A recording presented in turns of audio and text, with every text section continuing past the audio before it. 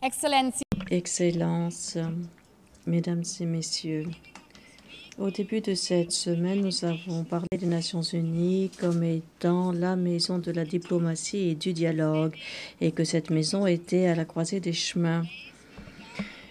C'est un lieu où nous réunissons pour avoir des conversations difficiles en des temps difficiles. Et ici, cette semaine de haut niveau est en soi une indication, ce lieu a bien rempli cet objectif. Les Nations Unies sont toujours pertinentes. Au cours de la dernière semaine, nous avons écouté 189 États membres, y compris 83 chefs d'État et de gouvernement. Chère délégation, je vous remercie d'agir en amont, de faire vôtre la diplomatie, de ne pas éviter les sujets difficiles, de prouver pourquoi les Nations Unies demeurent essentielles, en particulier quand les Nations Unies sont à la croisée des chemins. J'aimerais remercier le pays hôte, les États-Unis, de leur soutien continu généreux, tout en leur rappelant que l'accord oblige le pays hôte à donner accès à toutes les délégations, en particulier en ces temps difficiles, sinon la diplomatie ne marcherait pas. Je dis ma gratitude à la ville de New York en particulier, à la police de New York, et je remercie également nos collègues de l'ensemble du secrétariat des Nations Unies pour avoir rendu possible cette semaine de haut niveau. Enfin, je remercie mon équipe du bureau de la présidence, dirigée par mon chef de cabinet, pour leur dévouement sans relâche, pour leurs notes d'information et pour avoir été mes yeux et mes oreilles pendant toute cette semaine de haut niveau.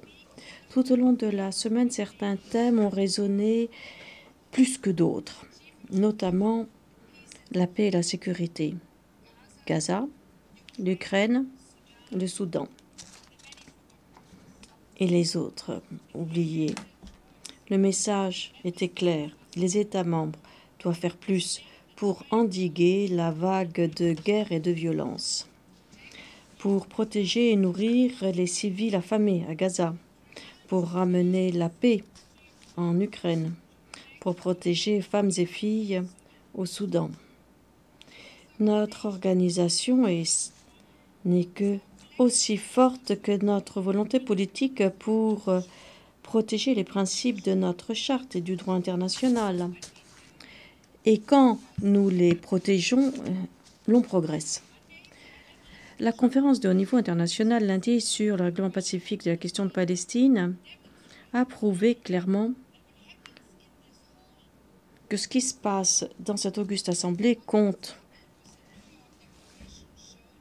La conférence a montré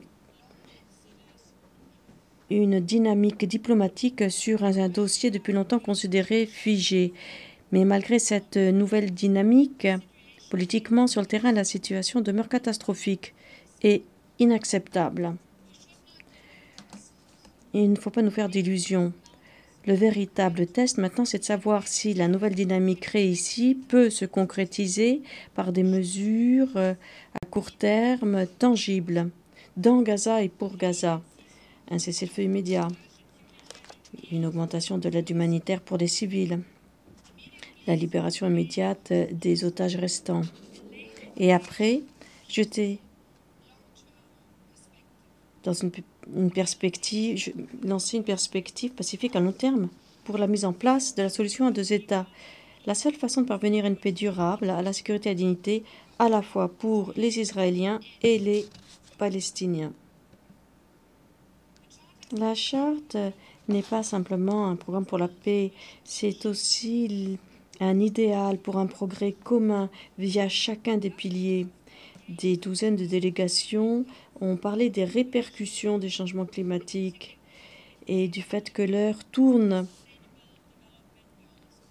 alors que nous essayons d'atteindre les ODD d'ici 2030. Et l'heure continue de tourner pendant nos séances, ici même dans cette salle. Je ne sais pas si vous étiez dans la salle quand le Premier ministre Bahamas a fait ses remarques ici. Son pays, à ce moment-là, se préparait à l'arrivée du cyclone Nin. Cela se produit maintenant. Et Le changement climatique ne cesse pas parce qu'on le nie. La crise climatique est la plus grande menace sécuritaire de notre siècle. Nous l'affrontons ensemble ou nous en souffrons seuls. En revanche, si nous travaillons ensemble pour traiter du changement climatique, on peut tirer parti de ces avantages tous ensemble. L'an dernier, les investissements dans l'énergie renouvelable ont atteint 2 billions de dollars des États-Unis. Donc, comme vous pouvez le voir, il y a aussi des éléments positifs. Et quand on regarde le montant investi dans l'énergie renouvelable, il n'y a pas de possibilité de revenir en arrière, car aucun investisseur ne veut perdre son investissement. On a atteint un point de bascule. Et donc, je félicite les États membres qui se sont joints au sommet climatique et se sont engagés à des cibles plus fortes, plus ambitieuses.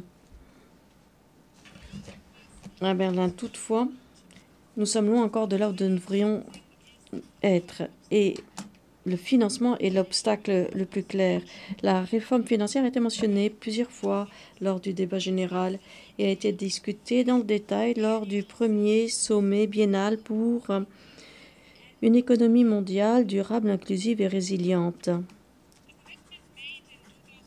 L'engagement pris en 2015, répété l'an dernier dans le Pacte pour l'avenir, ces engagements doivent être honorés. Renforcer la résilience pour les pays qui se heurtent au changement climatique est un impératif. Il faut débloquer le financement. La technologie existe, les besoins aussi. Il faut maintenant les mettre en équation. Ne vous méprenez pas. Il ne s'agit pas de faire la charité. Traiter des problèmes qui ne connaissent pas les frontières et financer le développement durable, c'est investir dans notre avenir à tous. Investir dans les technologies vertes et lutter contre la crise climatique, c'est le meilleur moyen de protéger notre sécurité. Excellence.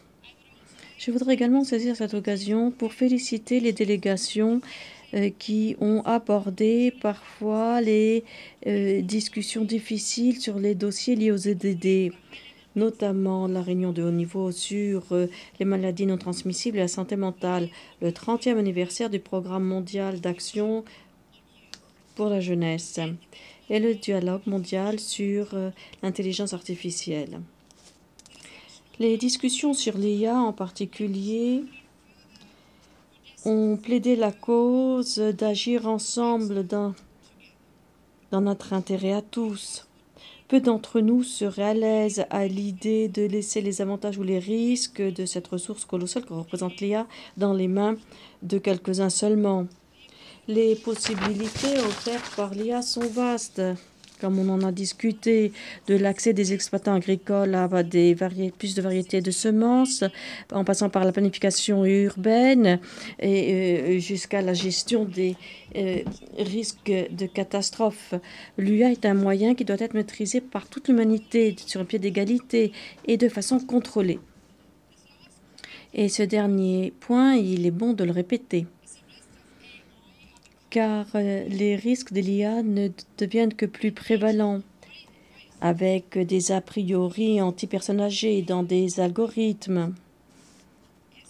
Et comme on peut le voir par exemple avec le fait que 99% des fausses nouvelles sexuelles ciblent des femmes et des filles.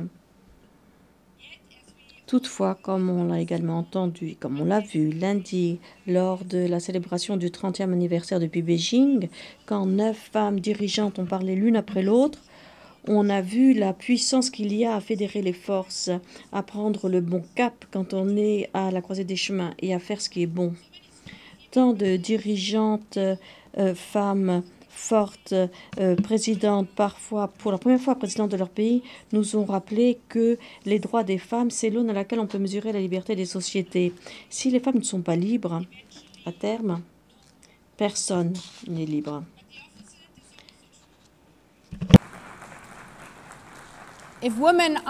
Et si les femmes sont libres, alors enfin, chacun est libre.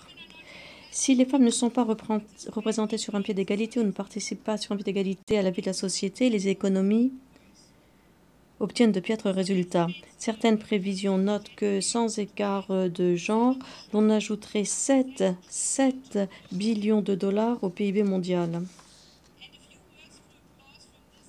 Et peu de mots ont suscité autant d'applaudissements dans cette salle que la possibilité à l'avenir d'une Madame secrétaire générale. Excellence. Tout au long de la semaine, il y a eu des moments pleins d'énergie, voire même d'électricité dans l'air, quand on a vraiment ressenti la volonté collective de faire mieux, d'aller plus loin, de choisir le bon chemin à la croisée des chemins. C'est une énergie qui nous rappelle que notre institution, assurément, compte, qu'on en a besoin plus que jamais. C'est une énergie qui proclame également qu'il est temps maintenant de croître, de changer. Chers collègues, cette énergie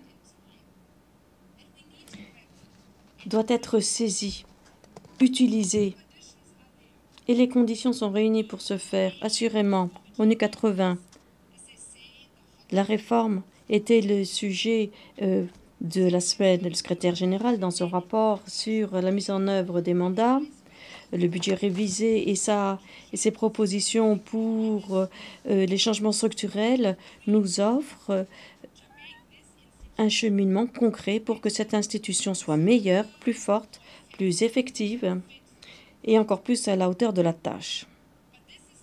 Mais il ne s'agit pas seulement de couper les budgets, il s'agit de renforcer les résultats obtenus. Il s'agit de la détermination des priorités et c'est pour cette raison qu'il importe que les délégations discutent dans leur capitale des sujets abordés ici. Il faut discuter également dans les parlements nationaux de la façon dont chaque gouvernement peut, de façon constructive, soutenir et mettre en œuvre ces processus de façon à ce que cette institution fonctionne mieux, travaille mieux, dans notre intérêt à tous, mais en particulier pour ceux qui regardent ce drapeau bleu comme un signe d'espoir, même dans les heures les plus sombres, pour ceux qui vivent dans la paix, qui connaissent la sécurité sociale. Et comme certains sondages le montrent, qui voient aussi les avantages et la nécessité des Nations Unies. À ce sujet, j'aimerais remercier les très nombreuses délégations qui ont répondu à mon appel pour une réflexion positive en cette occasion du 80e anniversaire des Nations Unies. Nous avons entendu des douzaines de déclarations animées de ce thème, à savoir « meilleur ensemble ». Des pays qui se sont libérés du colonialisme pour entrer dans la famille des nations en tant qu'État indépendant. De pays comme le mien, qui s'est réunifié grâce à la communauté internationale, de pays qui ont sollicité le soutien des Nations Unies pour la médiation, le maintien de la paix, une réforme démocratique, pour aide et secours. Et même si nous n'avons pas toujours réussi, l'essentiel, c'est qu'on a toujours essayé. Excellence, ces exemples montrent pourquoi notre organisation a été créée, pour traiter des problèmes qu'aucun pays ne peut régler seul, pour soutenir l'autre quand cela est nécessaire. Le débat général de cette année, avec votre participation forte, vos paroles passionnées, a montré que nous pouvons trouver la force de donner un nouvel élan à notre politique commune, de trouver des solutions ensemble et de choisir la bonne voie quand on est à la croisée des chemins. Poursuivons dans cet esprit.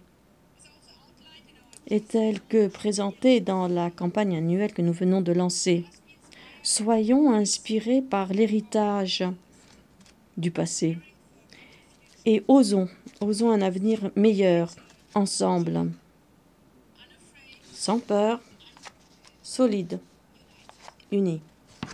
Je vous remercie.